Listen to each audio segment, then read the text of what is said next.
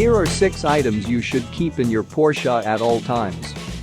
Tire sealant and inflator will not only fill a puncture in your tire, it will also inflate your tire, so all you have to do is connect the can to your valve stem and hold down the button until all the contents have been transferred into your tire.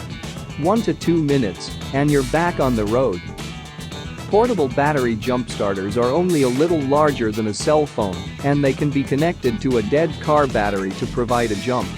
They can also recharge cell phones and other electronics.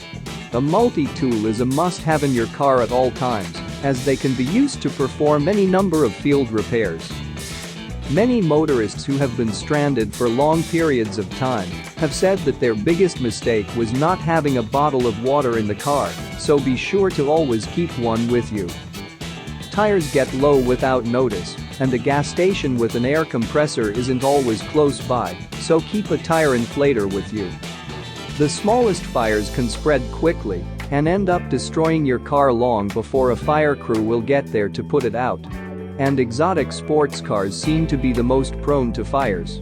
So if you plan on keeping your car for a while, keep a fire extinguisher with you.